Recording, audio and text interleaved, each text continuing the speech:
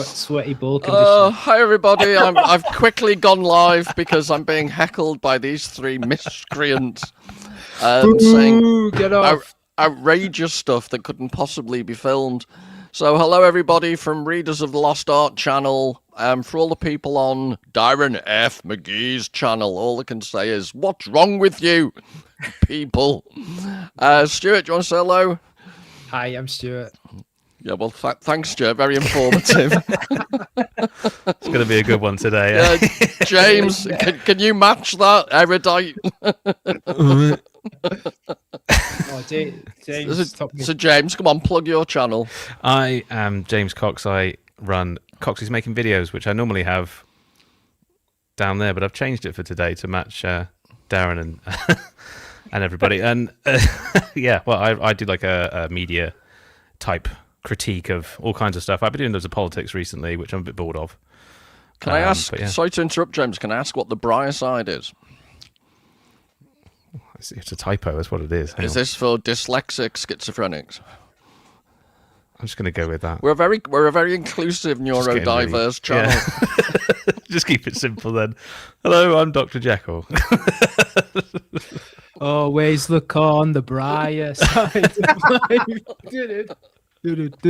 Sing along, people. I quite like the story about the rabbit. Which one? Briar Rabbit. Oh, yeah. I write my own material and I amuse myself. I don't care about the rest of you. Yeah, but anyway, I thought it was... say hello to everyone in the comments. The voice in my head says. Hello, everybody, especially in Continent J in Texas. And in the UK at the moment, just for non-UK people, Stuart's in Madrid, and it's been in the 40s. We're in the UK, and it's been about... It's got as high as mid-30s, Darren? Well, over here, I think it's about somewhere between 26, maybe 28 at the moment. Yeah, well, I'm in North Wales, and I think it got as high as 34, 35. And as my sobriquet, my name today suggests, some of the book was lost, some of the novel was lost on me, because my average day is pretty much in Mr. Hyde's brain. So I got a bit confused until we got to Mr. Hyde, and then I thoroughly enjoyed it. But up all the weird stuff about Mr. Jekyll and Utterson and all that stuff wasn't really for me. But no, seriously, my general demeanour and my general mood is Mr. Hyde without his Guinness. So I did find it. I'll just say I think it's an absolutely brilliant little novella. But before I rabbit on, I'll ask the rest of you. James, what do you think? It's one of my favourite stories of all time. It's got lots of layers in it. You can go down the old psychological route. You can go down the old drug abuse route. There's a lot to talk about, and I'm looking forward to it. As an ex-drug addict, though, did it speak to you? Definitely, still does. All right. Stuart? Yeah, considering it was one of these so-called penny dreadfuls, like kind of like a pulpy novel at the time, I think it's extremely well written. I mean, I've had my copy going back. I think we did it for A-level, so I mean, this has got getting on like 25 years or something like that. Also, I've read it quite a few times now. Yeah, it's a good horror novella. What I really find interesting is the parallels with psychotherapy and psychoanalysis. But it was published a good few decades. Decoids. Mixing decades and Freud together. It's dyslexic hour in the Readers of the Lost Art. It's like a cross between dyslexia and Tourette's. It's that heat. When you've heard that heat starts to break down your brain cells, doesn't it? And no, it's interesting that it came out a few decades before Freud and No, wait, can I just correct that? Didn't this book come out in 1888? I think Freud's he wrote his first paper before this on something like the mating habits of European eels, but his first psychoanalytical or psychological paper was 5 years after this. So it wasn't decades. Don't mislead the people, yeah. Stuart. I'm confused now. Well, that's its general state of being. I believe you, Paul. But yeah, I mean, it's interesting that it's almost like a case study of something like psychoanalysis would look at. So I found it really interesting that it kind of came out. You said it roughly around the same time. Yeah, it was. I was going to say very. I think people shout at me in the comments. Forgive me if I've got it wrong, but I'm pretty sure this was 5 years before Freud's first exploratory. I think he wrote a paper with Breuer, Breuer.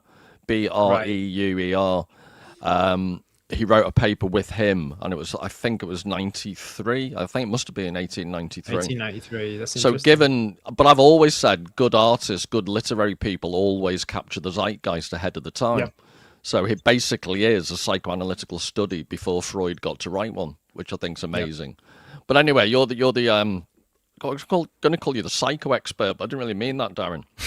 You're the expert in psychological conditions, aren't you? I have never claimed to be an expert in anything. I'm labeling you an expert. Don't disagree. Yes, sir. Call me daddy. I will have a session about that. I really am on the wrong channel. I think to agree with everyone, I think it's a fantastic story. I love the story. I've read it a couple of times throughout my life. It's not just a story of, as we discussed last time with Frankenstein, it's unrestrained ambition and so on. It's not just about experiments going wrong. It's a story about the human psyche itself, and you can look at it through so many different lenses. You could look at it through a Freudian lens of the id, the ego, and the superego. You could look at it through a Jungian perspective of the shadow self, even a Rogerian way of the real versus the ideal, the civilized, adapted self, and the primal drives. It just works on so many levels. It's a fantastic story. Yeah, I would, if I can jump right to the end of it. Because it had been ages since I last read it, decades ago. And I mean, this time it was decades, Stuart, not just 5 years ago. But, and what struck me at the end was the big twist is that everyone remembers it as a story that's got resonance with split personality, schizophrenia, all these mental conditions, when actually I think the conclusion, the whole thing is that it was always one person. Yeah. And this idea that we think of duality as a split, when Ian McGilchrist and all his work on left brain, right hemisphere stuff, basically the split is always within us and you can't escape it. That's to cut to the chase, that's what I took away from the story. Not that we're split, but that the splitness is what we are. Yeah, I think you phrase it well. It's the duality of human beings. It's that in the story, just like when we were talking about Frankenstein, he creates a creature and the creature becomes the embodiment of all the aspects that he doesn't like. Whereas in this story, it is there. He's trying to remove it. He's trying to separate the two. And what commonly happens is when you try to, we talked about this before, but when you try to suppress or get rid of the things that we're not comfortable with, they tend to follow you around and cause chaos. So it's a story of integration. It's recognizing the residuality, but trying to integrate them and manage them as opposed to suppress them or get rid of them. I've been trying to get rid of Stuart for years, and he does follow me. So he was still here. Stuart, do you want to say anything? Yeah, I you've got the whole reading of like the Jungian shadow, this kind of unintegrated self, and I think you're right, Paul. It really comes together in the last chapter. It's not even like alluded to. It's very overt that he's Dr. Jekyll, saying he has this dark side, and it's a lot of analysis is that it's probably prostitution. It's something that a typical Victorian gentleman would do. And I mean, Darren, you'll be the expert on this, but if you could take that kind of the Jungian idea of persona as like the mask, the facade. Yeah.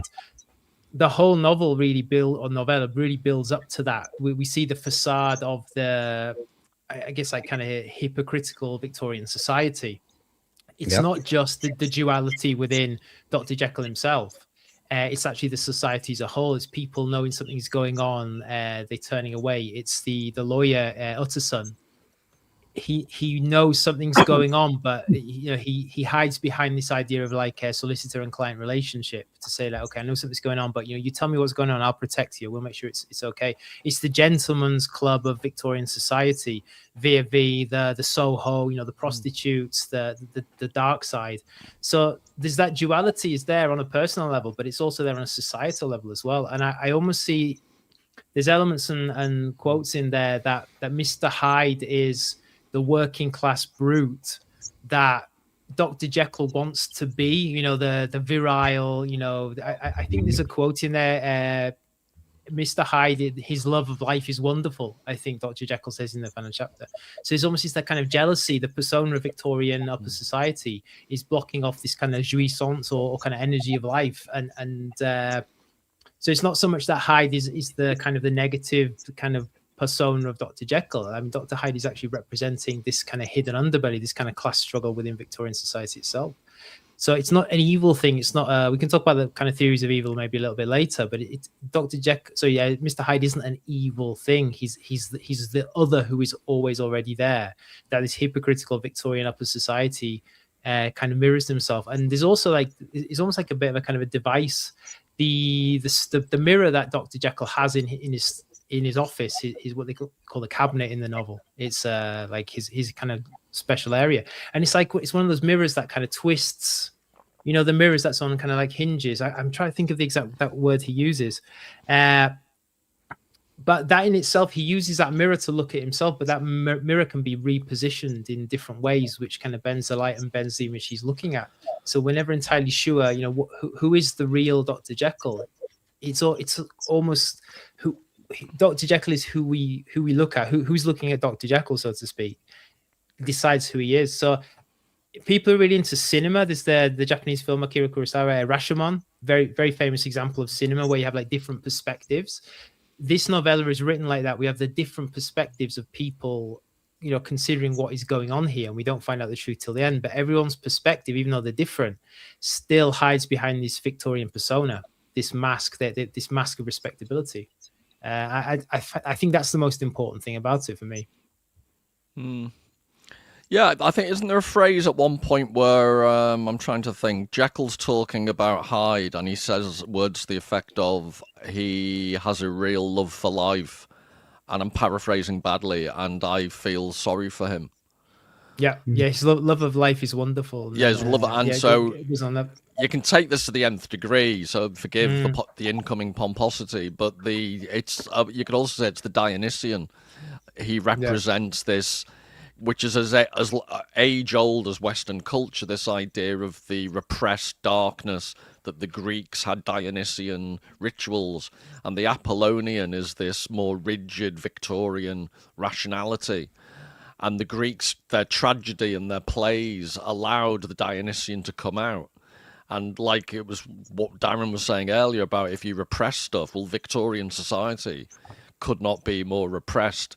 Well, it could have been, I suppose, if it tried harder, but you get my point. Yeah. And they also had, so I remember, I've done it in a previous video of mine, it's a disturbing painting of, have you seen the Minotaur with the little bird in its hand? I'll bring it up on a future video. I'm going to return to it, but there was a story in the newspapers at the time that Stevenson was writing that was all about childhood prostitution. And it's something about the the Maiden of Babylon, a sacrifice to the Maiden of Babylon. This famous newspaper story was, or something like that, it was called. So it was very current. And notice the novella begins with this little girl getting run over. And we'd better be careful what words we use on YouTube, but there is a suggestion that he was being very coy when she said she was run over, or he trampled on her. There is the implication it was much worse than that, and he's just alluding to it. And childhood prostitution in Victorian England was rife. And this was the point of this article about the Maiden of Babylon, or the sacrifice. I can't remember what it was called. But the newspaper guy got into trouble because he tried to prove his point. He tried to buy a couple of small children that were being offered for sale. And this was how bad things were in Victorian London. So that type of the dark underbelly, that is what it was being repressed in Victorian times. And to be serious for a second, there is something about Mr. Hyde, this idea of the release, letting himself go. When Jekyll gets rid of all his straight-lacedness, he's got a high-achieving doctor. But I think he says that he's always, all his life, tried to achieve and tried to be respected. And just that letting go, because we can discuss, hopefully, as we go along, the concept of addiction. But there is an element of just letting go and saying, sod it all, that is very enticing. And it's an aspect of addiction. I'm not in any shape or form promoting addiction. I haven't even had my first Guinness. But I am saying there is something about, nothing is ever 100% negative.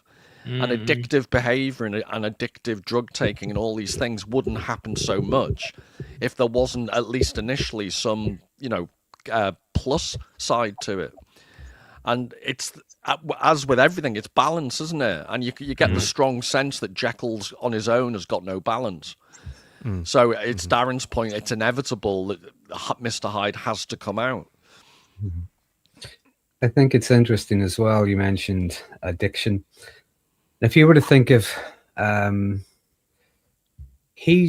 Jekyll is trying to recreate the original formula, and he keeps sending the salt back, saying the salt was impure, and it turns out that the first batch was actually impure, and he's never going to get that exact mix. He's never going to get that exact impurity. And I think that's interesting when you look at how the nature of an addiction, first time someone takes a drug, takes a drink or whatever, whatever it is they're addicted to, it gives them this huge buzz. And what the addiction is, among other things, is them spending the rest of their time trying to get that original high, which they can't. And I think the book shows that, whether through accident or design, I think it's wonderful the way it's laid out. He could never get that exact impurity that he had first time round, and that's why it keeps failing. But don't you think it's funny that the irony is he finds out accidentally? I think there are 3 stages. The causality is, first of all, he takes the drug and changes into Mr. Hyde. Then secondly, I think he finds out it's the impurity. The causality changes. Then he finds out, ironically, it's the impurity in the substance that affects the change. And then the third stage, I think, is when he doesn't even need the drug anymore. Depending on what state of mind he's in, he can change into Hyde or back. He doesn't have complete control. So that's another aspect of it all. It's such a complex little novella, but basically it is. I was just going to say, if you look at it through the nature of, say, an addiction as well, an addiction will cost you more than you ever thought you'd have to pay. And it will not give you back a fraction of what you thought it would. And some people will, let's imagine it's drink. Some people are drinking, and it can be a form of anesthetic. It could be some form of escapism or whatever. But if you look at the way the book is laid out, it begins with curiosity, if you will, trying to create this formula. So there's an experiment, a controlled experiment, as he's trying to create that. So he's doing something with intent. Throughout the book, there's a lot of increased anxiety and distress, a lot of covering things up, a lot of chaos going on, which is one of the things an addiction can cause in not just the life of the person, but in the people around them. And then it ends with just like if you will, a complete collapse.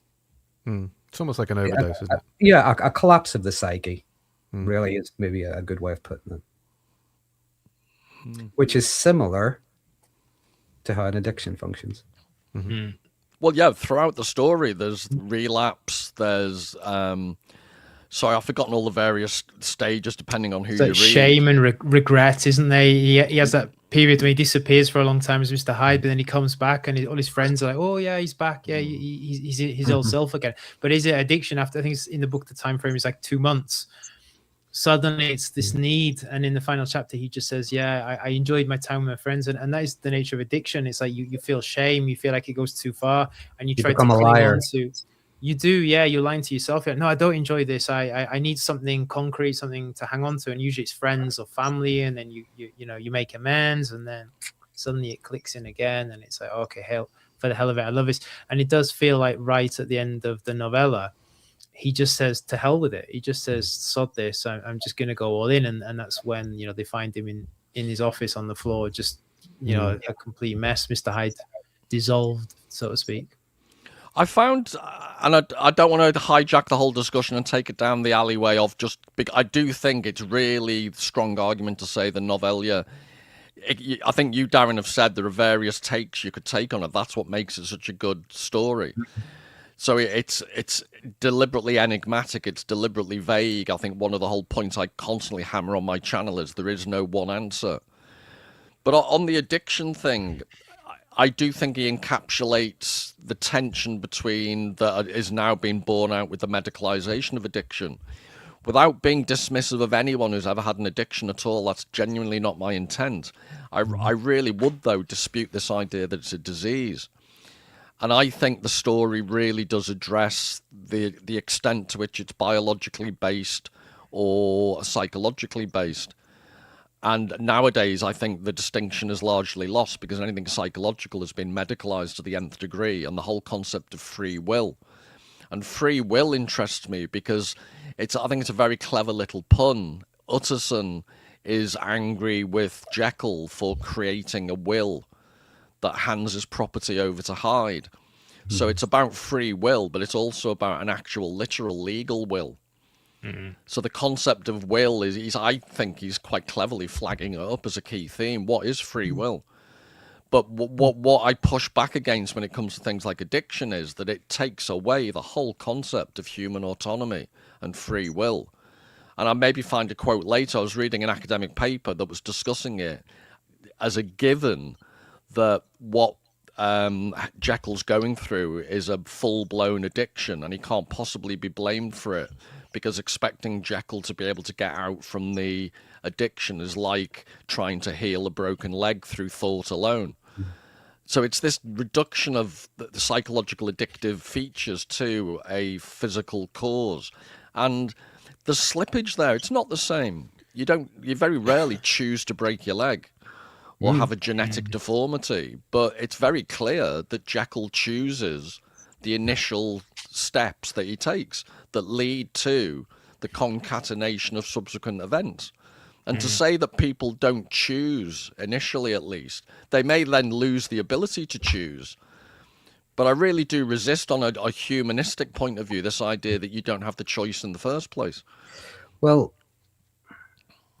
I can't remember who it was said this, but I do remember reading that whenever they say an addiction is a disease, it's a mispronunciation, shall we say. What they mean is it is a dis-ease, not a disease. There is a dis-ease, okay? I think after maybe things like AA and so on, after a century or so of that, it just becomes known as a disease, where the original meaning is a dis-ease. Secondly, and I hope I'm not misquoting him, because I'm pretty sure it was famous footballer from my part of the world, George Best. And I hope I'm not misquoting him. I hope it was him that said this. He'd said something along the lines of, first of all, I didn't get out of bed one morning and decide to be an alcoholic to see what it would be like. But he also said, no one ever forced me to drink. And can I add, sorry to interrupt, Dan, but can I add a third one? For those that are not familiar, there's a very for those Americans, George Best was, I would argue, one of the most talented footballers who never played in a World Cup, unfortunately. Played for Northern Ireland, which, no offence, Darren, is a small country that never got there. No, you know what I mean, though. He was he actually did, but he never had the platform, did he? It's an absolute crime. Yeah. But anyway, he was absolutely gifted, and one of the anecdote was he was in bed with he used to bed a lot of Miss Worlds, so he's in bed with Miss Sweden, and a valet guy, one of the hotel employees, has come in with another bucket of champagne. And as he's on his way out, he deposits the champagne and says, George, where did it all go wrong? And George Best is lying there in bed with a bottle of champagne and Miss World. So if that's life going wrong, I'd like a bit of that, George. So I just add that. So this is what I was saying before about the idea that addiction, yes, it can turn into a terrible, terrible thing. But it's also, I've been doing a lot on Thomas Sars, and he's hardly very sympathetic. This American psychiatrist who was very against psychiatry. But he was basically, his constant message was, life isn't a picnic, it's tough as hell. And things like addiction are failed responses to the absolute difficulty of what life is. And I think that is an undercurrent in novella, which I think is brilliantly done. Stuart? Yeah, I think the idea of addiction is interesting in this case, because if you take what was going on in Victorian times at the time, alcohol for a start, you have this dichotomy between the gin palace, the Soho gin palace, where people just go to get wasted, prostitutes go to blot it all out, juxtaposed with the Kensington Gentlemen's Club, drinking clarets, the finest red wine from Bordeaux. You have the opium palaces at the time. Sex is now a very commonly cited as an addiction. So you had these upper class gentlemen. Obviously, they couldn't do what they wanted to do with their wives. It was all very respectable society, so they had to kind of cross the transgressional boundary into the darker side of town, to kind of find what they wanted. So addiction in itself is not just looking for like a high, looking for a rush. Addiction could be blocking out sensation. In the case of the gin palace, in the terms of the claret drinking Kensington Club gentleman, he's looking for sensation. He's looking for taste. He's looking for something that gives him pleasure. So I think it's interesting to distinguish that between the two types of addiction. You have the addiction that suppresses, and the addiction that has kind of almost like an energetic kind of like a feel buzz. to it. A buzz, yeah, like an upper, like speed, or heroin will bring you down, speed will bring you up, and I think it's interesting because Dr. Jekyll is looking for that buzz, he's looking for that intensity, and I think you get that in the final chapter. He's the way he talks about what he's doing, the way he talks about his interest in what appears to be sex work, and prostitutes, it gives him energy, it gives him vitality. He's not like, oh, my life is terrible, so I go to the gym palace to block it all out. I go to the opium den to switch off. He's looking for that hit. He's looking for that rush. He's looking for that, that next prostitute. He's looking for that next violent encounter. And I think that's interesting to distinguish between those two types of addiction. And it's interesting. So you go ahead, Paul.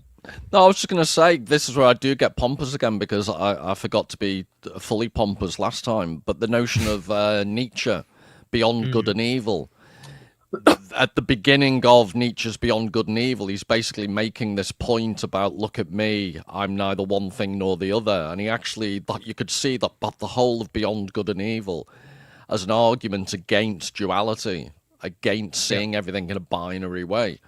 And I think we risk sometimes looking at addiction as this binary thing. You're addicted or you're not addicted. I struggle, for example, to see any very, very successful person who you couldn't argue has potentially got an imbalance between their work and their life.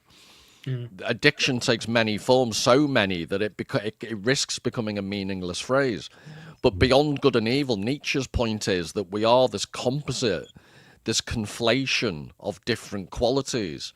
So, the most chaste, medieval, saint-like priest or nun borders on sadomasochistic enjoyment of prayer and is addicted to the buzz of excessive fasting, excessive prayer. I'm trying to think of any walk of life in which everyone is perfectly well adjusted and balanced. It just doesn't happen. Sorry, didn't mean, James, you were going to say something? Me? I didn't say anything. Oh, sorry, I thought it was that I interrupted something. I got lost in the conversation, to be honest. I was just listening intently. I think, Paul, what you're talking about is whenever somebody gets, they get that little dopamine hit. They get that dopamine hit, that instant gratification. They get that from whatever is giving them their buzz. So whether that's their prayer or whatever that is, that's their achieving their next goal, that's their scoring a goal, whatever it is, that's their chasing. The parts of our brain, if you will, start to become dependent on the things that give it the dopamine, and that's why people chase it. So is that what you're talking about, the different kinds? It's not always a hard-blown addiction, but it's chasing. Well, yeah, and it's for just to give a daft example on this channel, I was surprised by how much I got into. I remember thinking I've known some academics who've churned out paper. I tended to write books when I was an academic, so it's like the difference in test matches and one-day cricket. I preferred the test matches. But I've known academics who would do, they've done about 500 papers. They just keep churning out, and you think, when's enough? But then, when I was on this channel, the process of doing a video, doing the reading, doing the presenting, and then it's out of my head, and I'm on to the next one. In a way that took me by surprise, because when you're doing it, I care immensely about each video, and it's almost like the minute it's up, it's like, right, next one. And you're addicted to the process in a way that I wasn't prepared for. So I'm not claiming I'm holier than thou. What my point is that it affects everyone. Process itself is quite a seductive thing, which I never ceases to amaze me. I think it's important though to distinguish between where that dopamine hit, that natural inspiration, where it crosses the line and becomes like to a point of intensity, where as you're dependent on it. Yeah, it's not just that you're dependent on it, but it becomes problematic, and you're not just happy with the level of the buzz or the level of satisfaction you're getting. You need to chase. It's like more and more. And I think this is what happens to Dr. Jekyll. It's when it becomes problematic. It's like the alcoholic that is happy with half a bottle of wine, then 6 months later needs a bottle of whiskey, then 6 months after that it's 2 bottles of whiskey, and then the intensity to as you say, to chase that initial buzz that you'll never get. You're kind of doubling the activity time after time, and then it becomes problematic. You're no longer in any shape or form going to get any sort of buzz. It's just going to bring you down, and I think that's where, if not a disease, I agree with Paul and Thomas Sars that's call it a disease, a medicalized thing.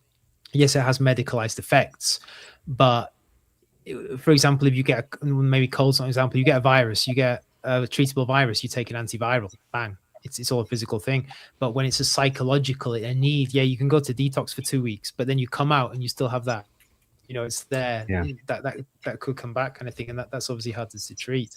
But yeah, I think it's when it affects everyday life and gets more and more intensely like a negative effect. I think that's when it kind of crosses that line.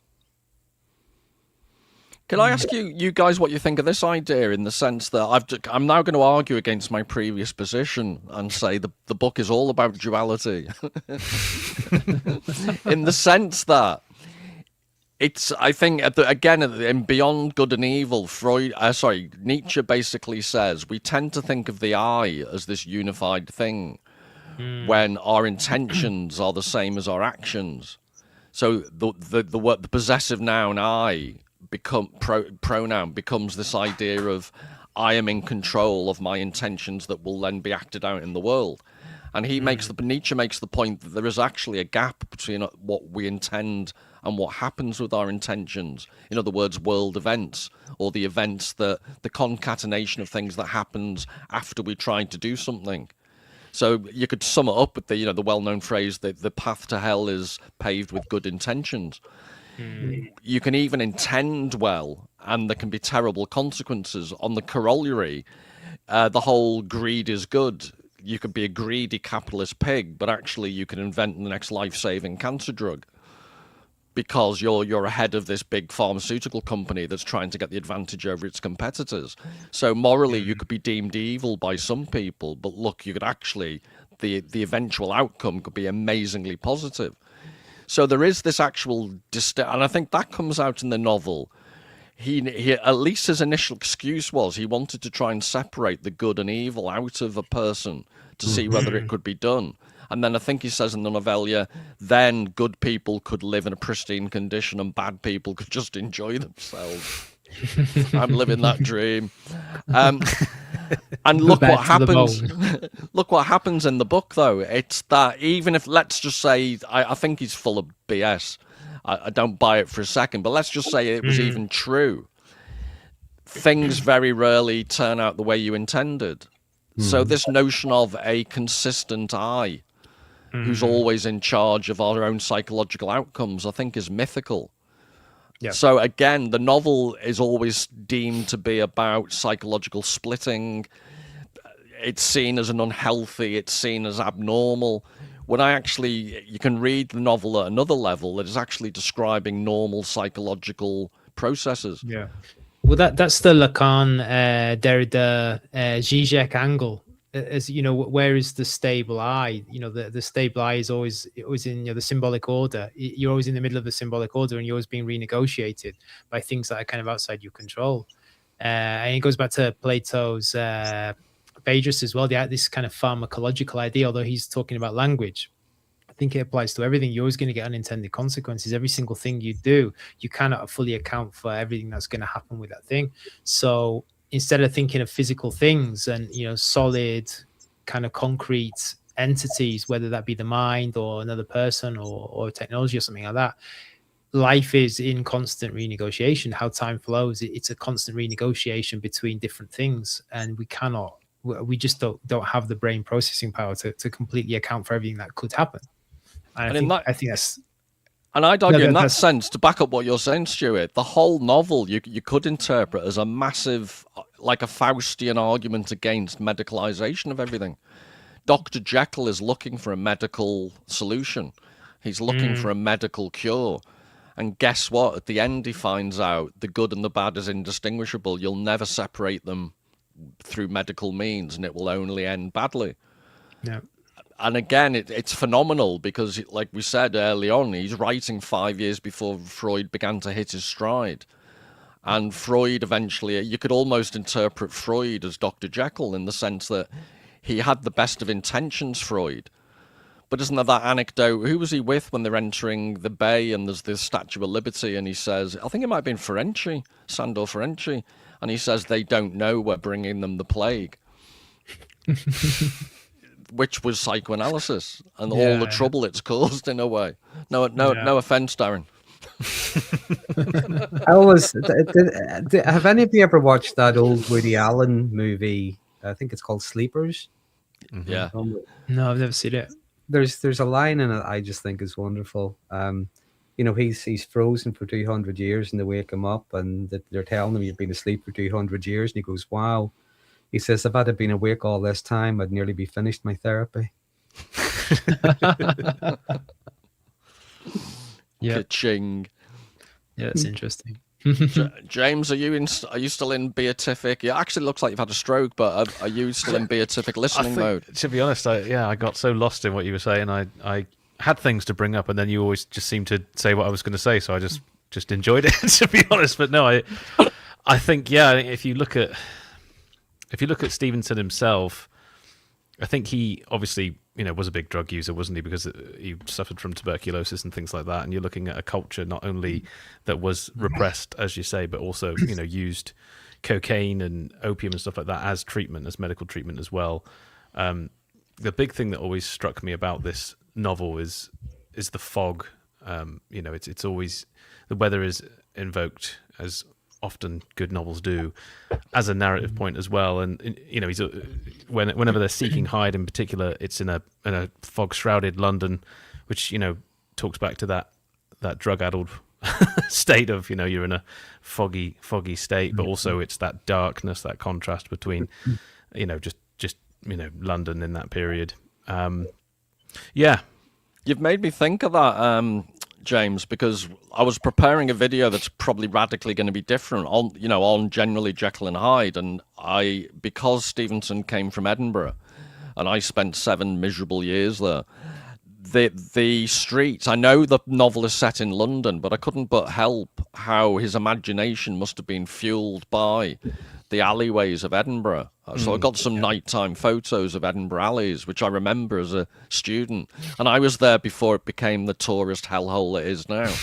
So honestly, it was late at night, it was very empty, so I could go prowling and try and evade the police. But it really is atmospheric, and on winter, and it's the stone is so dark. The granite-like stone, and it's hard to explain. And also, nowadays, it sounds stupid, but there's different quality street lighting. Mm-hmm. I'm not making myself sound like there were gas lamps when I was a kid, but even the street lamps, there weren't as many, and they weren't as horribly neon powerful. So it was a different experience, and I can actually understand how Stevenson developed the Gothic element. I think you're completely right about the weather. It's the fogginess. You're totally right. It's the fogginess of your environment replicates the fogginess of your experience, and that's a key feature. So you can't think of Dracula without mist, I'd argue. He's coming in, lightning. he's coming in through the window, and he's a bat, but it's always it's never. It's always misty. Yeah.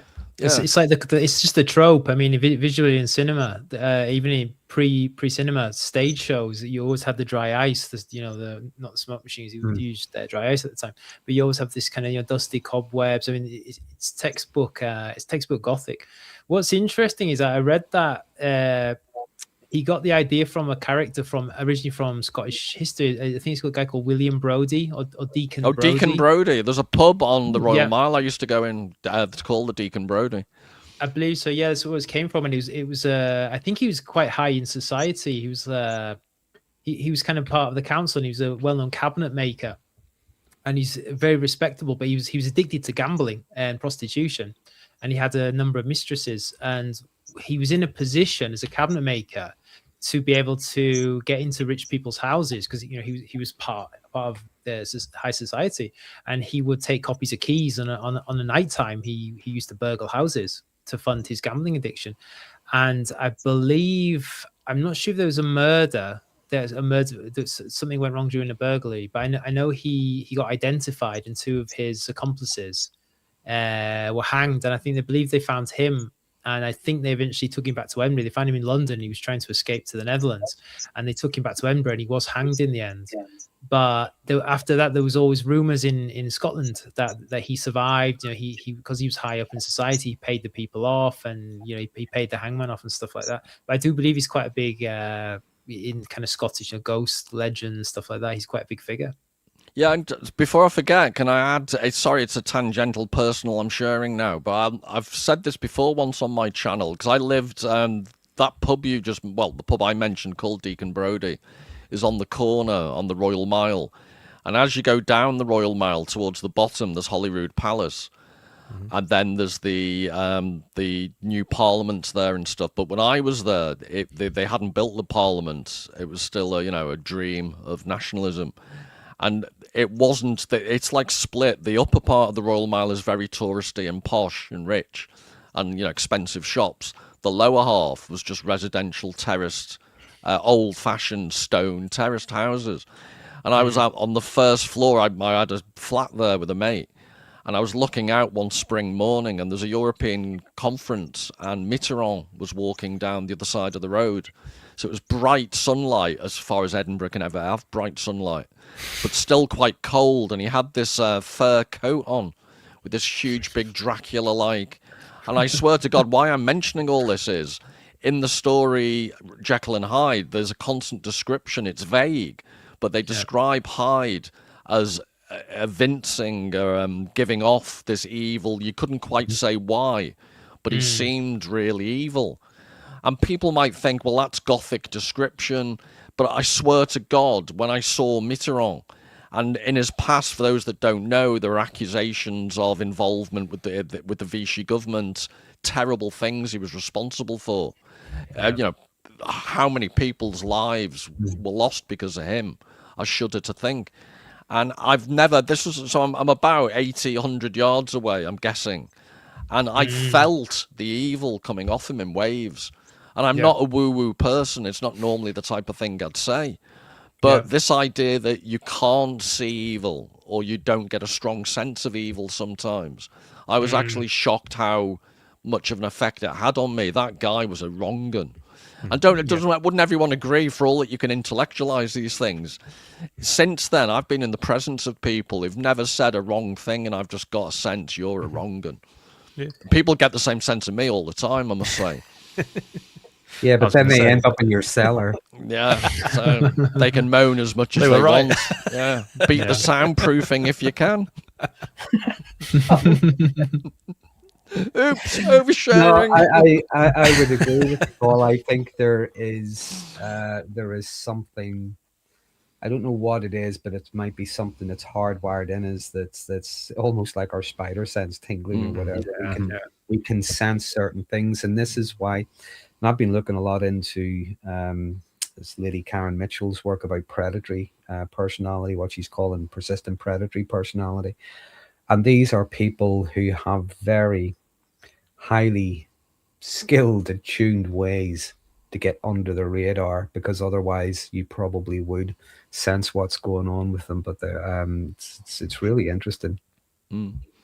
Yeah, and it's funny because you can't just say right, throw him in prison because he makes me feel uncomfortable. Yeah. Although that's the way the UK is going at the moment. He said dirty words. No, but I know what you mean. Yes, we do. There's something about someone, maybe the way they carry themselves, maybe the way they're looking at you, whatever it is, we kind of get a sense. It's like we again, we're tuned for maybe danger, risk, threat, something like that. I'd be interested in what the three of you think of the notion that, because we can say the novel is about, and then there's about 8, 9, 10 different options, but given that there's an element of psychology, an obvious element of psychology, I was wondering how much you lot thought that the concept of personal responsibility was a theme. I think it's related to the addiction, but slightly different. Because so certainly about the end chapter, you were right. I think you always to point it out, Paul, because that whole dialogue at the end is him going between, this is me, this is not me. Yes, I like this guy. Yes, I don't like this guy. And he's having this dialogue in his head, like, is this Mr. Hyde me? Do I want him to be me? Yeah, it's like when he wakes up, he looks in the mirror. I saw Hyde. It's the way that's written, isn't it? It's Jekyll saying that he saw. If there is that disconnect, if it is a split personality, how can Jekyll see? How can he write from that perspective? Yeah, definitely. Yeah, I think initially, as I said, it starts out with good intention. Towards the end of the book, I think he's taking responsibility that he can't fix this. What's it? There's a line in it somewhere, and I'm going to paraphrase this. Maybe someone can correct me. Doesn't he talk about Hyde? It's the devil had been caged for a long time or something like that, and when he came out like a lion. It's something like that, isn't it? Yeah, but I think roaring. I think, sorry to go on about Nietzsche again, but I think it's partly Nietzsche's point. It's why he calls his book Beyond Good and Evil. It's the idea we have to get away, he would argue at least, from this notion that there is good and there is evil. Well, and in the sense that if you think of creativity, I'm not saying creativity is evil, but there's to be we're going to talk next week about Blood Meridian. And it strikes me that Cormac McCarthy is able to access his darker side in a way that most of us can't. So I'm not easily shocked. I don't want to jump ahead of ourselves, but Blood Meridian next week, it's a shocking book. You have to have a strong stomach. And, evil as I am, I honestly would struggle to have had that evil and imagination to write a book like that. Yeah. So, as far as I know, Cormac McCarthy didn't harm anyone in his life. He wasn't an evil person. The interviews I've seen struck me as a very decent, interesting guy. So apologies if I've missed any deviancy or anything he did wrong. Yeah. But so that's just one little example of if everyone was I was going to say everyone's a choir boy. The modern examples are ridden with hidden traps. But if everyone was perfect, then, for example, creativity in the world would be because you sublimate your darker side, don't you? So imagine if I really did what I wanted to do in life, I wouldn't have produced any videos. Yeah, I think not these kind anyway. No. So my frustrated dark side. Yeah. Good one, James. No, I think the concept of evil is quite interesting because you've got the Manichaean, the traditional kind of light and dark aspect. The split personality. You have a positive evil. So Mr. Hyde is a physical presence, but then you've got the privato or the privatio boni. Augustine and Thomas Aquinas' idea that evil doesn't have an independent existence. Evil is the absence of the good. So in that reading, Mr. Hyde is is Dr. Jekyll. It's he's integrated into Dr. Jekyll. He's part of his character, but it's the goodness, it's the morality of the Dr. Jekyll character kind of taken away, the absence of morality, which is quite interesting because if you look at the Victorian hypocrisy reading, it's actually that intense morality in Victorian society that drives people towards these darker areas, prostitution, gin palaces and things like that. So it's really quite interesting if you look at it in those two different ways. But you tend to have this traditional, especially in horror movies, Dr. Jekyll and Mr. Hyde style horror movies, this Manichaean idea of Dr. Jekyll is the good guy. He's the one we're rooting for. Mr. Hyde is the bad guy that needs to be exorcised. And within the novella, with Dr. Jekyll's dialogue, he jumps between the two, in a sense. He jumps between this idea, this is something that needs to be exercised from me. This is what I initially started out trying to do. But then, no, actually, this is actually just me in a kind of a more pure sense, with all my goodness kind of stripped away. And then you have a third concept. I'm going to bring in Hannah Arendt's banality of evil here. You have the banality of evil in the club, in the friendship, in the group. It's basically they're covering for Dr. Jekyll, his friends. They're doing their best to ignore it. They're not. So there many times in the novella they have a chance to fix things, to say, hey, we need to work this out. Hey, I'm going to go to the police. Hey, this handwriting looks very similar. Let's put two and two together. Let's go to the police. Let's knock them down the door earlier. But it's this kind of banal process. When I'm a lawyer, I need to do it this way. No, I'm a doctor, I need to do it this way. Yeah, the evil continues, even though they know something's going on. So there's very different, kind of analysis of evil or theories of evil within such a short story. Yeah, quickly before I forget, I also, very early on, I'm not sure what line it is, but it's in the first few lines. Do you notice the reference to Cain and Abel? I think it refers to the Cain heresy. Yeah, Am I my brother's keeper? Exactly. And that's interesting because I've always interpreted the book of Genesis. I've never had a trouble with the idea that we all got expelled from the Garden of Eden on the basis that it strikes me as an immensely dull place to live. You're stuck. No, seriously, you're stuck with one woman and all you can eat all day is, everything's perfect. It's like, bloody hell, how boring would that be? So the idea that you're pushed out the Garden of Eden, and then the way it's described, the archangel Gabriel's got the flashing sword, is it Gabriel, to stop anyone getting back in. From then on, life will be painful, childbirth will be painful, you'll have got to toil and, farming and all this stuff. It's going to be horrible. And then the first crime is a brother killing basically his double, his other brother. So all of this is baked into the Old Testament, that this is human nature. Mm-hmm. Humans were never designed to live in perfection.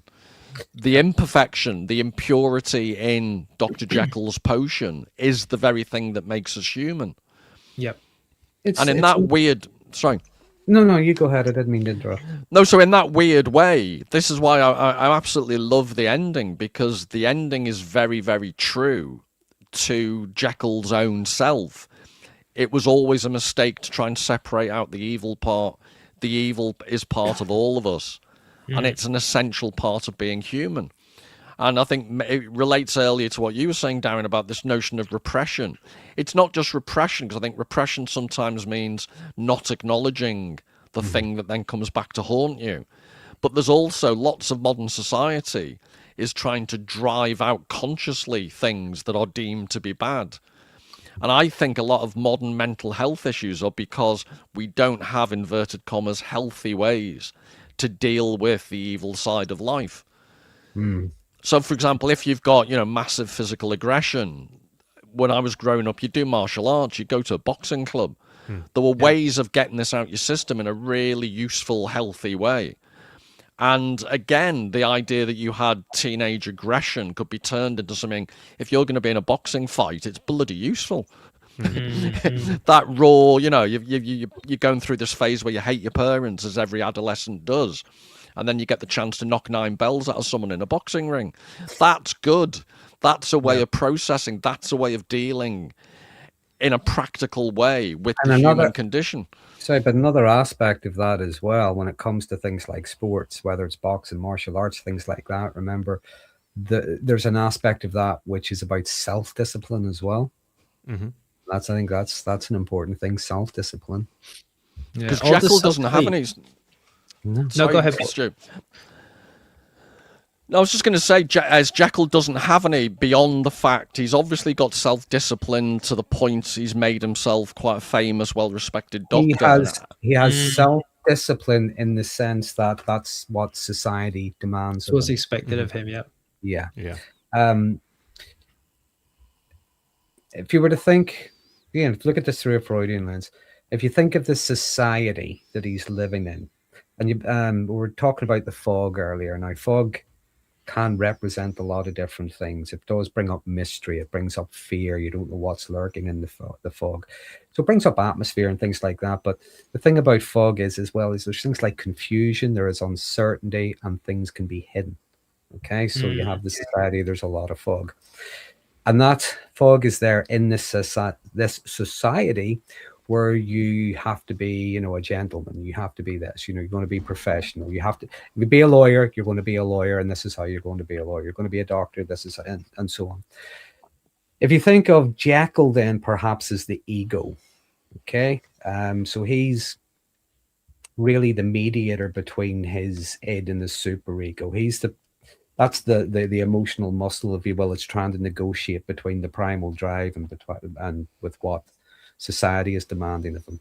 And then you have Hyde, who is just pure undiluted id, operating without conscience. I'm nearly getting this right. I'm past the bedtime. That's what it is. Operating without conscience, and that trying to separate these things again, it just leads to a collapse, because you have to integrate them, and you have to be able to recognize they're both there, to suppress things in certain moments, but also draw on other things as and when needed. But you try to have this separation, that's going to lead to the split, that's going to lead to eventual collapse. I don't even know how I got onto that, but I hope it made sense. It did make sense. Definitely. Yeah, it definitely makes sense. Yeah. No, on the physical aspect, I was going to make a very quick point. I think it links back to the whole Mr. Hyde character. In Aldous Huxley's last novel, Island, he puts forward his thesis of utopia. And one of the things that always stuck out to me was the most physical and aggressive males in this island society he's describing are separated very early from birth, and they become like the muscle of the society, the people who build houses, the people who do farming and laboring and stuff like that, because he was putting through this idea that there's not one mold to fit everyone. So today we have this presumption in Western society. You go to school, you sit at a desk all day, you study. University has traditionally been elevated as the peak accomplishment. Everyone should go there. Obviously it's changing now. People are realizing there's a lot of issues everyone going to university. But Huxley's idea was that you give the physical people, the physical males in your society, something physical to do, like you were saying, Paul, in martial arts, or some people in the comments have said playing sport. They have this innate need to be physical. They have this innate need to do something physical, and if you give them the outlay for that, then that serves a good purpose in suppressing any malignant physicality that may come out. To kind of apply this to Victorian society, for men of stature, for men of the upper class, and this is where the link between the body politics. Dr. Jekyll is tall and thin, but Mr. Hyde is stocky and muscly. Mr. Hyde has opportunities for physicality and brutality that Dr. Jekyll doesn't have. He's not allowed. He will have tight-fitting clothes. He will not be expected. He goes for leisurely walks. He doesn't go to boxing matches or play sport, for example.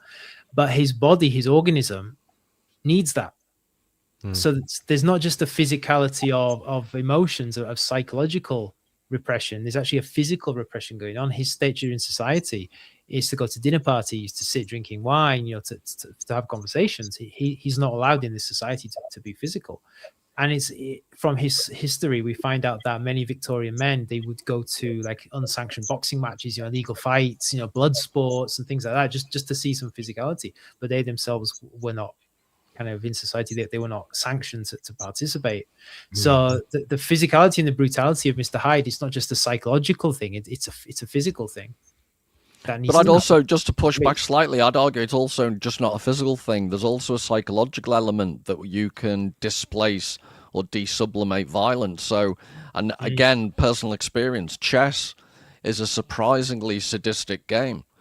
When you actually, because you can play online, for example, and it's just not the same as playing in person. So when I play just amateur club chess, you wouldn't believe you're sat there for an hour and a half next to an hour and a half on each person's clock. So that it's potentially a 3-hour game with sheer concentration, and you're trying to commit violence on the other person without being violent. But it's pure psychological violence. And there was a guy called Nigel Short, was a British, quite a good grandmaster, and he made a quote once saying that when I'm sat there, I have images of putting nails through the head of my opponent. And he was genuinely, if he wasn't a brilliant chess player, he would have been a bloody psychopath, but he channeled it into chess. But what I'm trying to emphasize is the way it doesn't have to be, physicality helps because it's it gets it out your system really effectively. But they're also the way you can focus your mind and give it something else to do. And then you think of adolescent health problems today, because where are the outlets? It's circular.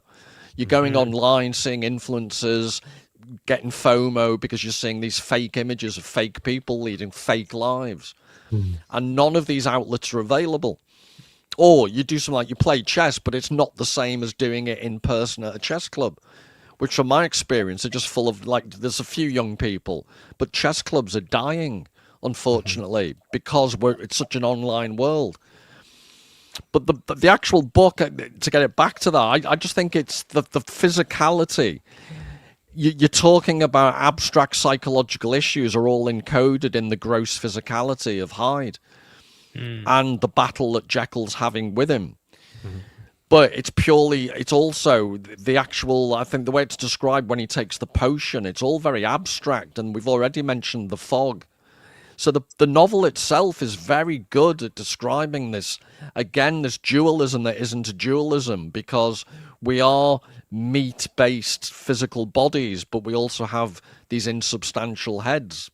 Sorry, our heads are substantial, but the brains, to this day, we don't know what goes on in the human brain particularly well. So the abstract and the physical are, again, combined.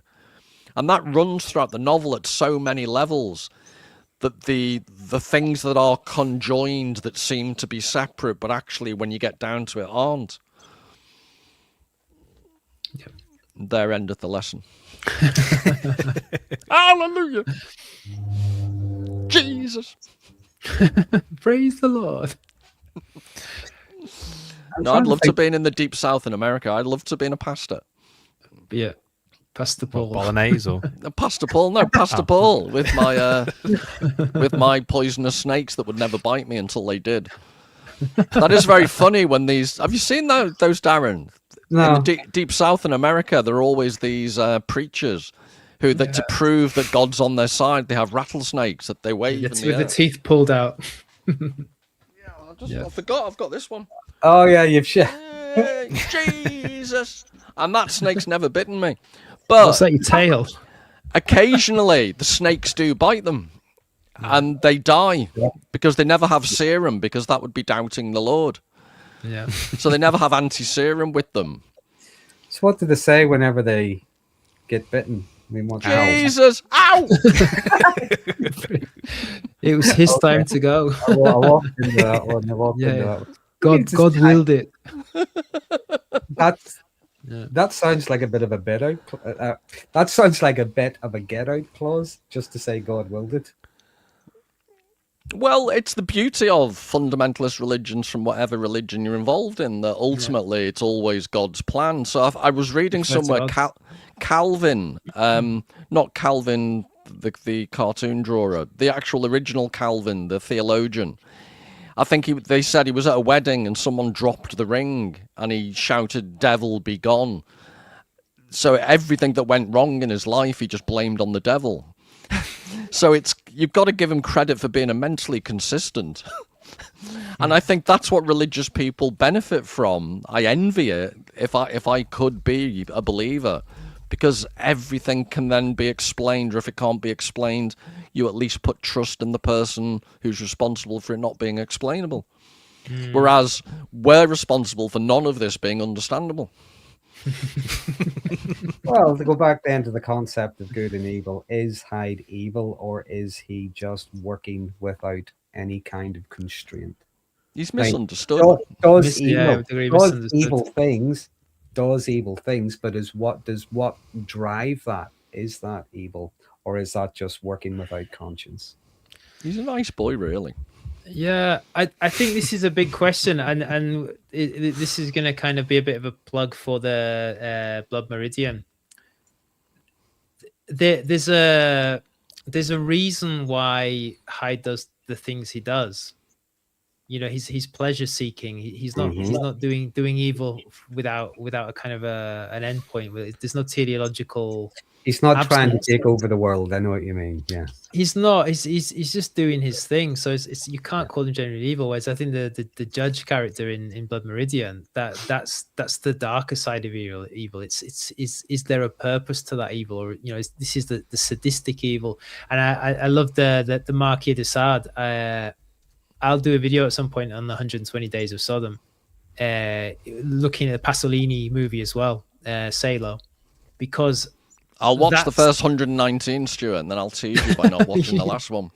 Well, I'm hoping. I'm gonna hijack you and get you in it as well, because I think it'll be an absolute hoot. A cheery hoot. I think it'll be right up your street. Sadism, brutality. But before you go on, Stuart, can I just pull you up on the idea that, admittedly, at the beginning of the novel, Mr. Hyde doesn't scalp the poor young girl, but he does kill her or trample on her.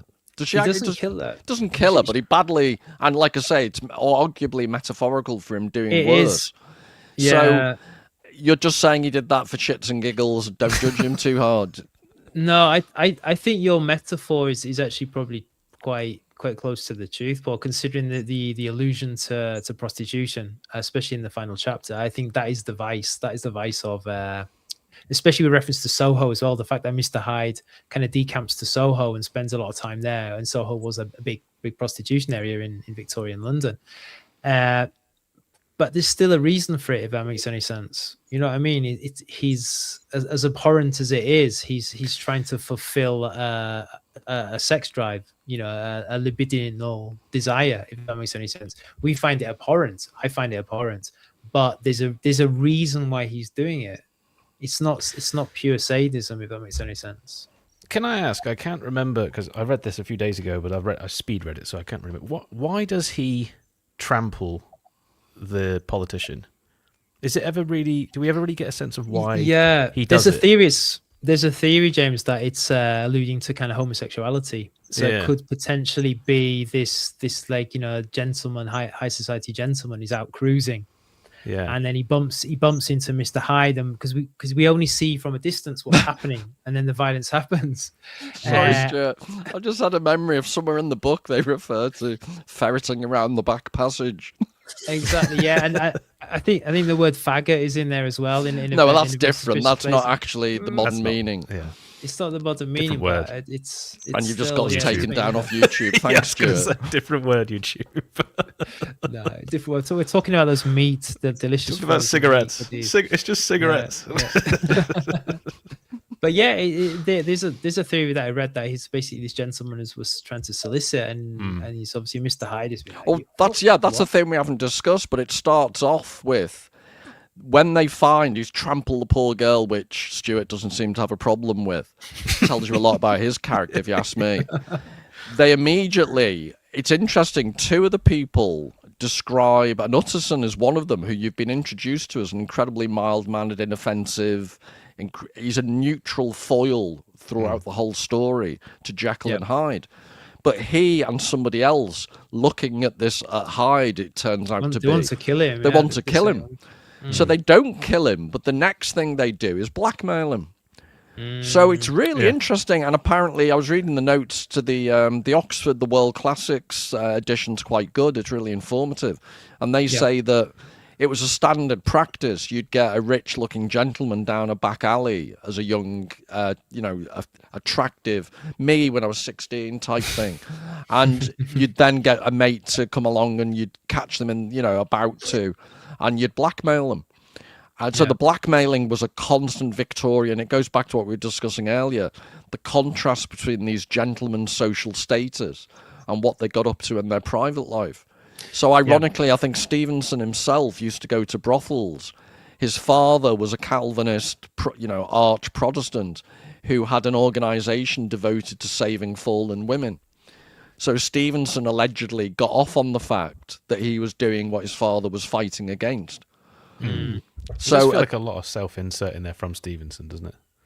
When you're reading it, based on what I've learned from him in the last sort of couple of weeks, reading about him, like you say, it's like, what is he? What did he die of in the end? Because didn't he have tuberculosis? But he well, no, they think you don't, because I think he had a heart attack, and they say you don't. What he was supposed to have had, pulmonary whatever, doesn't give you a heart attack. No. So then, but then it's the eternal. Anyone who died at a young age of the type of thing you think syphilis. It's the answer to everything. Yeah, that's what I was thinking. Definitely. And ironically, Nietzsche couldn't have had it because he lived too long past his breakdown. I think it's something like 5 years. Allegedly, Darren told me all this. Tertiary syphilis takes 5 years maximum to kill you off from the onset of first symptoms. But Nietzsche, it was about 11 to 13 years after his breakdown when he snogged the horse. So this girl who gets trampled, though, could she have been someone who's out looking to blackmail, and Mr. Hyde's just trampling along during his day off to Soho for a bit of in out, and then this girl dives in the way, and there's different ways of reading the situation. I think it links to the fog and this idea of kind of subjective recall of an event. It's more. I don't think it has to be too convoluted. But we mentioned earlier, child prostitution was a real thing. Yeah. So you can read it like that as well. Yeah, the blackmail element 3 was. a.m. in the morning. But isn't it interesting? The first thing that all the people surrounding him think of doing is to blackmail him. Yeah. It's her family as well, isn't it? Which you know, what is she doing out at 2 or 3 a.m. in the morning, and why is her family not too far away so that if something goes on, they all surround her? And it's £100 they fleece him for, isn't it? Quite a lot of money, even like today. I think he haggles it down to £10 though, doesn't he? No, £10 in cash and £90 a check. Yeah, £100. When you were most recently blackmailed, James, how much was it? I'm just trying to get a sense of inflation. 30 pence, mate. To be honest, it wasn't that big a deal in the end. To be honest, what? Happens all the time. More photos, James. I wonder as well. You can keep them, mate. Just do what you want. At this stage, I'll come back for more. I'm more interested in the cellar, to be honest. But don't worry. That's going to be a big payday. That I've got all the videos on. I'm going to fleece him. I'm going to fleece him for every penny he's got. I wonder as well, then again, bear in mind this is before we know what we know today, what people have been studying and so on. I wonder with Hyde, do you see a nice little sort of like a nice little cocktail of cluster B all in one person, all of it. So really what you see is low impulse control. You get emotional dysregulation. Whether he's stamping on someone or not, there doesn't necessarily have to be a reason for anything. You've basically, sorry, Dan, you just basically described your average Scouser. But Hyde's got self-preservation. Scouts, they're not really that interested in that, are they? Yeah. Mr. Hyde. This is Mr. Hyde. No, they're not, Mr. Hyde. Where's me can of Coke and me curly whirly? Imagine a retelling. Already wants to wait for you. What's he doing hiding in there, like? Come out, lad.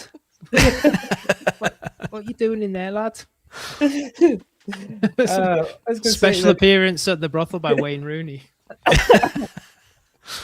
With things like psychopathy, you see a lack of fear as well. There's lack of any kind of real emotion, there's lack of empathy and so on. But there can be a lot of reckless behavior, thrill-seeking behavior as well, which you would sometimes see in borderline as well. Sometimes you get these things combined. It's cluster B traits. So it's not necessary. There is a self-preservation, but it's not necessarily out of fear. It's not that maybe a psychopathic person. It's not that they're afraid to go to prison, for instance. It's just that going to prison wouldn't suit them. So they are able to manage their impulses a little bit better. Okay, so I'm just wondering, is that maybe even when there is a bit of self-preservation there going on with Hyde, is it just him managing his impulse control? I mean, the only time you really hear about it is the trampling of the little girl, isn't it? And obviously he's got a group that are like they're baying for his blood. So I think that's right, isn't it? I don't think there's another case where we hear. Obviously he's on the run from the law, and that's what triggers Jekyll to try to put him away for a little bit. But it's more the case that he's really trying to not get stoved in at 2:00 in the morning by some little girl's family who he's just trampled. So no, I didn't. Well, I didn't get that sense because I think he could look after himself. I just think he realised it wasn't a situation he could get out of. I'll have to read it again, but I'm pretty certain he admits to being fearful of, he's definitely scared of the hangman's noose. Yeah, that's true, but that's because he's so. But I think it's Darren's point. He's not fearful as you or I might be. It's just that he loves life so much that he fears losing it. But then he is scared of the policeman that he sees when he goes to Leighton. Leighton, yeah, Dr. Leighton, yeah. Yeah, but again, Darren can defend himself, but I think that the argument is it's not so much genuine fear. It's the way you're using the word fear. He doesn't want to go to prison because it'd be a bloody big inconvenience. Yeah, he's not fearful in the sense he's scared. I'm pretty certain it doesn't directly reference the hangman's noose, but I may be just being too literal, like you say. And bear in mind, this is the days before we are talking about things like psychopathy and cluster B and so on, and it is a work of fiction. You were just the wrong one, weren't you? There was no psychopathy. Yeah, you were bad and you were the devil incarnate and all that sort of thing. Yeah, that's was it. I'm wondering, maybe the fundamentalists, I don't know, Presbyterian types, it's because you were demon possessed. That's what it was, You just triggered me, Darren, because that sentence was the end of our one and only consultation that I had with you. And you didn't even give me my money back. That was good. I was going to say, and you still haven't paid for it. Satan doesn't have a checkbook. Paul, I do not accept £27 notes. Oh dear. No, it's interesting, the concept of self-preservation, because I think there's two aspects of self-preservation. Dr. Jekyll is trying to preserve his status, his position, whereas Mr. Hyde is, like you say, I agree, he's not trying to just preserve his life, he's trying to preserve his freedom, his ability to go about doing his misdeeds, which to him are not misdeeds. So there's that kind of societal preservation, and there's also kind of the fundamental kind of libidinal, or kind of a freedom, an animal trying to preserve its freedom, to avoid the trap, to avoid the hunter. At the risk of oversharing, I do buy into Darren's point about inconvenience versus genuine fear. So, for example, there are a few people I'd quite happily, I'm careful what I say here, but it's only the threat of prison and the highly unlikely chance that the incompetent British police could catch me. But that's actually part of the layers of irony. The British police are so useless and incompetent that if they did catch me, going to prison would be doubly shameful because you got caught for removing certain people. But it's not. I honestly don't think this is where I just admit to a psychopathy diagnosis, Darren. It's not the morality that stops me. It's genuinely the inconvenience of having to go away. And I really like food, and prison food isn't good. And that's actually one of the reasons why predatory types are very difficult to spot at first, because in the early stages they can have a good level of impulse control. They're very good at mimicking things like compassion and empathy and concern and attention and so on. And it's only as time goes on you start to see, if you will, Hyde coming out. Because this is the thing about a performance. You cannot maintain that performance forever. You can't keep it up forever. It's going to, sooner or later, it's going to the mask is going to slip. That's where I take psychological Prozac. No, psychological. What's it called? What's the erectile dysfunction one, James? Not Prozac. It's the other one. Viagra. That's the one. I take psychological Viagra. And he went straight to James. Yeah, no, I've just reminded James needs to order it, get his prescription renewed. Yeah, I'm not going back in the cellar again, though. Although I can hear the chains jangling as I... No. Oh, yeah. I was going to say, to bring it back to the discussion, we haven't really delved into class all that much. But on that self-preservation note, do you not think that there's a lot of what Dr. Jekyll does is he's trying to control... He wants to do this in what a lot of lovies that I used to work with back in my TV days do, where they like to have fun, but it has to be very controlled fun on their terms. And I think what Jekyll goes through is that point where he's sat on a park bench and then all of a sudden he realizes he's turned into Hyde. So obviously his addiction has got to the point where he doesn't even realize that it's taken over him. It just takes over him one day and he's like, oh, and he's cool. So do you think that there's a point there? Like, is that something you could draw class lines with? But also, obviously, you know, Hyde is like a younger, more aggressive version of that. Well, you know, obviously representative. I think Stu said it earlier, the working class.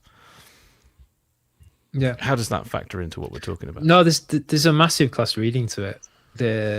Especially with the appearance, the way he's looked down on. You know, Dr. Jekyll is a tall, you know, supposedly handsome gentleman.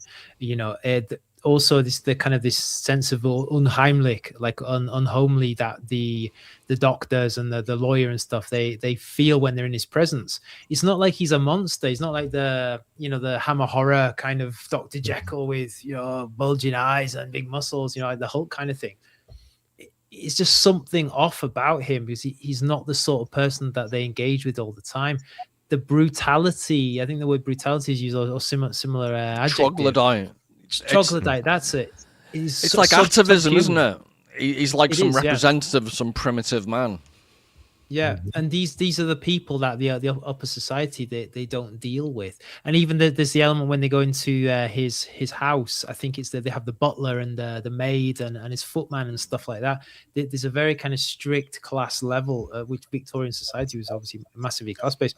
But I think the important thing for me is it's like Mr. Hyde is looked down on, but they can't explain. It's just something off about him, and it's like he is not them. He's not part of them. He's not part of there's society. Something different. It's like two Ronnie's sketch now.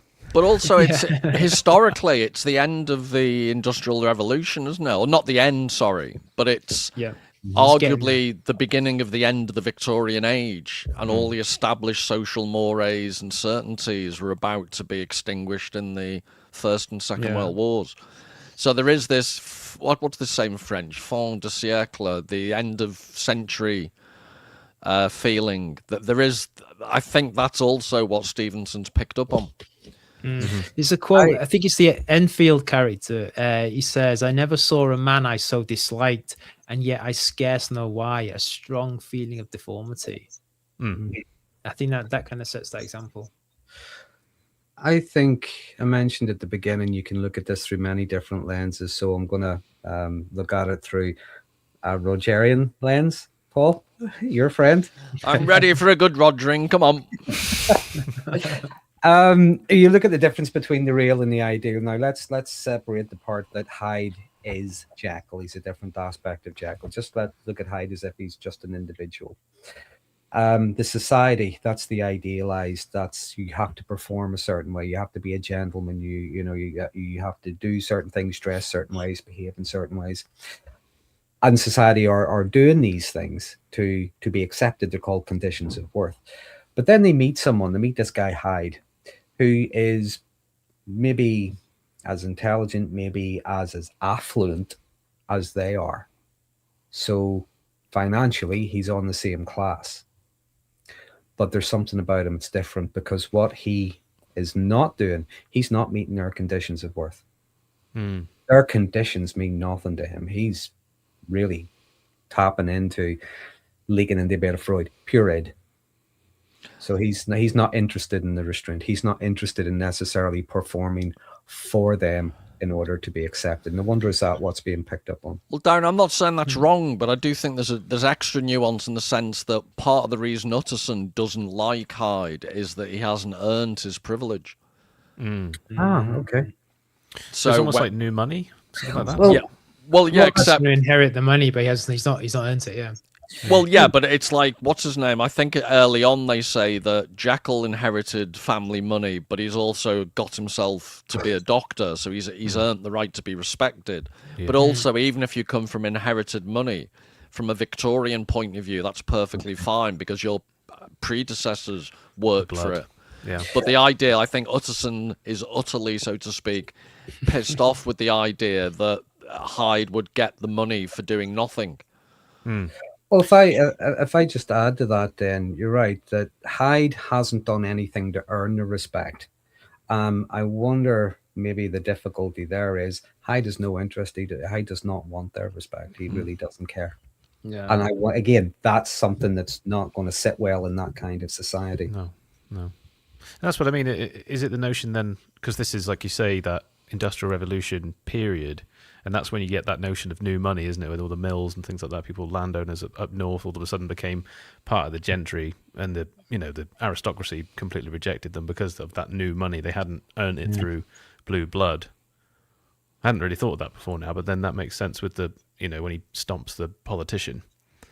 You could look at it that way as well, more like a class struggle almost. You've also got, if you think of the whole Dracula thing, there couldn't be bluer blood than Dracula. And the whole subtext of Dracula is the old order is being supplanted by Helsing and a load of secretaries using typewriters. Yeah. It's the new technology is taking over, and you've got an old guy who's from centuries of a family who has to take the earth that he came from with him. So it's very that the whole, and then you've got I'm trying to think of other examples, but you've got Joseph Conrad type books. You've got The Island of Dr. Moreau. It's this Gothic monsters underneath the surface. It's a very common theme in that period of the savagery that underlies. So isn't it in The Island of Dr. Moreau that he comes back to London and he starts to see animal traits in people, pedestrians on the streets of London?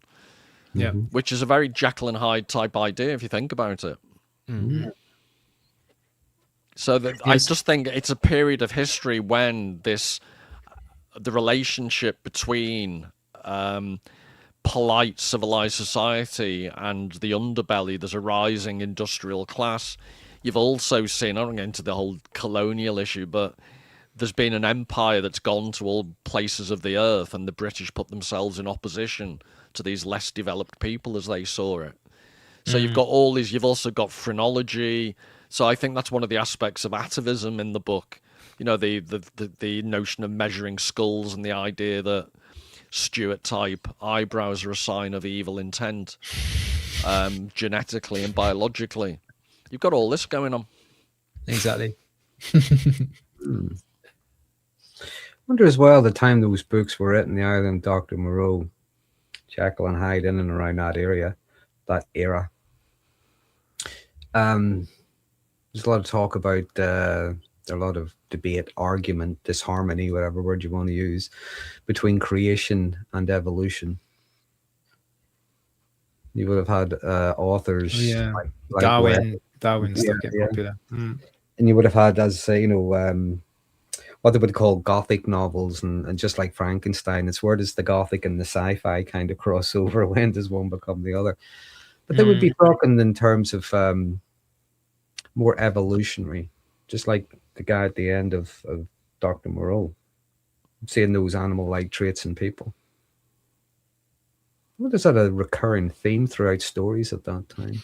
Well, I think Charles Darwin's. When was Charles Darwin writing? It was after this, isn't it? I'm trying to think when the Beagle. No, it would have been before this. It would have been before this. Is it? But I think there would have been a lot of talk and a lot of discussion, the split between maybe the church and science and all that sort of thing. There would have been. Yeah. Yeah. Well, Hyde's definitely referred to as that ape-like creature, isn't he? So yeah, there's definitely that animal trait in there. 1859, so 9 years after Robert Louis Stevenson was born. No, 24th November 1898, Darwin, Origin of Species, published in London. So he's sandwiched between Darwin and Freud in terms of his actual lifespan, which makes it interesting. And so, as Stuart's saying, the biological evolutionary element and the psychological, and Freud, but Sandor Ferenczi, Freud's student, was obsessed with the link between the psychology and the biology. So we're all trying to climb back in our mother's womb and go back to the sea like lungfish. So, all this weird stuff's going on at the time. Well, that's interesting, because if we read Dr. Jekyll's experiment to try and exercise himself as Mr. Hyde, you could read it as he's trying to exercise that animalistic nature. He wants to get rid of the animal part. He's ashamed of it. At the same time, he's like, it is part of him. He's using science, he's using chemistry, and it's not really gone into detail in the book. It's almost like a bit of a MacGuffin that this potion, this powder, whatever he's using, could be just very strong cocaine, and that makes him into a total asshole. And that's Mr. Hyde. Yeah. Well, that's the other thing. Actually, we haven't spoken about, Stuart. We're going to have to sign off soon. But it's also the medicalization. At the time Stevenson's writing, cocaine products and opium were used by everyone. They weren't laudanum. They weren't legislated. So it was at this time that they began to introduce limits and licenses, and the medical profession began to take control. And again, Thomas Sars argues for the liberalization of all drugs. He doesn't believe 2 books in on it. Yeah. So it is interesting. It was the prohibition movement in America that actually led to global suppression of really strong stuff like heroin, laudanum, and cocaine. It was the Americans really pushed for it during Prohibition, and that's when stuff started to get regulated, because there was a massive health crisis, arguably, but it just became all encompassed. Anything psychoactive, pharmacological, got caught up in it. Yes, so now I have to go to my illicit opium dens. It's very inconvenient. Yeah, opium grows wild around here in Madrid. There's a big plantation in Toledo in the south of Madrid, and obviously poppy seeds they blow in the air. So it kind of around May time around Madrid, you suddenly get all these vans with foreign license plates full of hippies and people suspiciously in fields with razor blades. Well, I tried. I ordered 20 poppy seed loaves and just got a massive dose of gluten intolerance. That doesn't work like that. No. I got a gluten high. That was good. I was going to say diabetes. I was going to say, Stuart, being adjacent to Dartmoor, we get the same around September, October time, if you know what I mean. Different plant. Yeah. Yeah, a bit shroomy. Yeah. Right, it's degenerating. You two. Druggy degenerates. This will shock you guys. Once I took 2 lem sips within 2 seconds. That goes against the recommended dose. Is it the extra strong ones? And they were both extra strength. 2 within 2 strength. And I'll tell you, they didn't do a damn thing. I still. Well, you shouldn't. Don't sniff them next time. Oh man. I can feel my nose burn thinking about it. They're not supposed to be. Hold on, hang on a minute. They weren't lem sips. It was Jeff. It was that Jeff Lemon. That's what it was instead. No. I was watching one of these daft YouTube channels, and someone was describing how their sister said at KFC. I want to mention KFC because Jay's probably just left the chat. But she said, "Isn't it a shame you don't get those lemon sachets anymore to flavour the chicken?" And she said, "What do you mean? They were the hand wipes." Yeah, nasty. And on that note, ta-da! Lara fun. Yeah, see you. Goodbye. Until next time. Take care, everyone. That was a good note to end on. Bye, everyone.